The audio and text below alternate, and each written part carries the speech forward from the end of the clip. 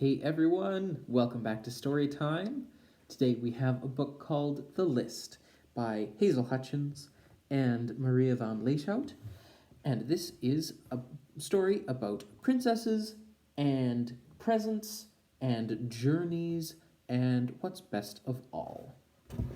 It is published by Anik Press and it is read with permission from Access Copyright on behalf of Anik Press. There was once a tiny kingdom that was known for its kindness, always first to help its neighbors in times of need, always first to congratulate them in times of joy. One day it sent joyful news of its own. A royal baby has been born in the kingdom of Thibodeau.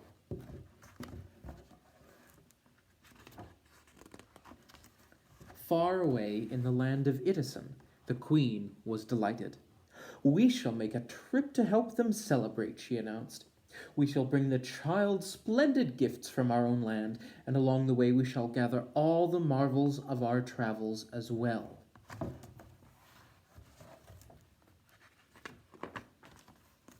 The queen began to make a list, for she did not want to miss any of the marvels. The royal daughter, Cassidy, began to make a list too. This made her mother smile, because Cassidy was a very little princess and had only learned to print things like the letters of the alphabet and her name, which often came out in a rather backward, upside-down fashion like this. Cassidy paid no attention to her mother's smile. She carefully finished her list and put it in her pocket. On the day of departure, everyone gathered in the courtyard. There were prancing horses for the travelers and sturdy ox carts for their supplies. There were 8 great elephants pulling 8 enormous wagons, 2 for the treasures from their own kingdom, and 6 for the treasures they would find along the way.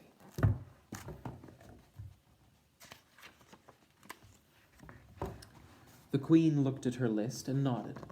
Cassidy looked at her list and nodded too, though she rode on her pony with only her teddy bear and one small bundle containing a change of clothes and a toothbrush.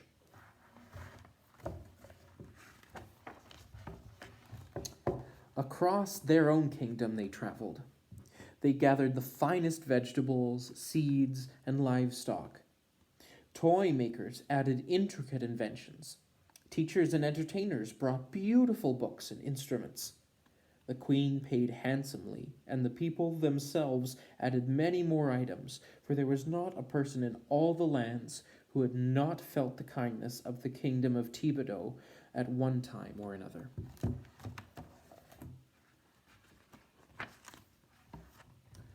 Up the great mountains they climbed. In the high mines the wagons were laden with precious stones and splendid jewelry. In the valleys, the warmest wools, the softest cottons, and the shiniest silks were added. The queen looked at her list and nodded. Cassidy looked at her list and nodded too, though she still rode with only her teddy bear and one small bundle containing a change of clothes and a toothbrush.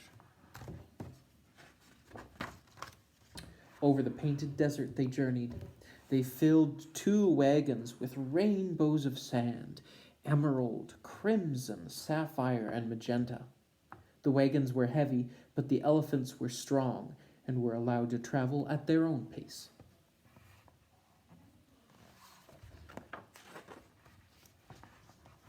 Lastly, in a dense jungle, they gathered exotic wood and astounding flowers. Parrots and monkeys joined the caravan, and even great jaguars climbed aboard, although they had to promise not to eat the monkeys, or the courtiers, or the royal baby. The queen thanked everyone. She looked at the list and nodded.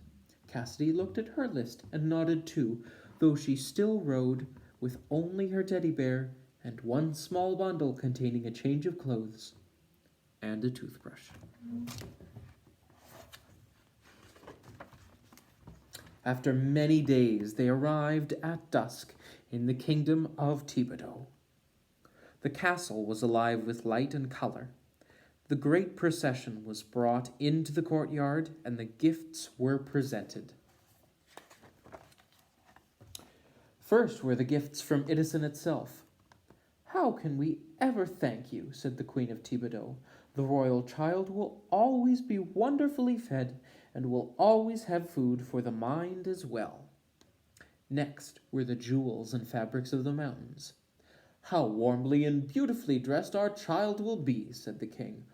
"All children in Thibodeau shall share in the generosity of these gifts." Now came the sands of the desert. "What truly royal colors for the baby's artistic explorations!" exclaimed the royal art tutor.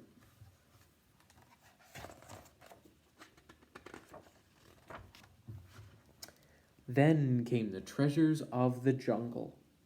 "The most beautiful of surroundings and the most amusing of playmates," declared the royal nursemaid. "What more could any baby want?" Which is when Cassidy reached into her pocket and took out her list. And when her mother saw what the royal daughter had written, she felt both foolish and proud. What other gifts could be more wonderful? What other letters could be as perfect, even when written backwards and upside down? Cassidy stepped forward and very gently gave the royal baby 2 kisses and 1 hug. And everyone who was there will tell you that, in spite of all the fancy gifts the baby received, it was not until this moment that the best part happened. The royal baby smiled its very first smile. That is the list. See you all next week.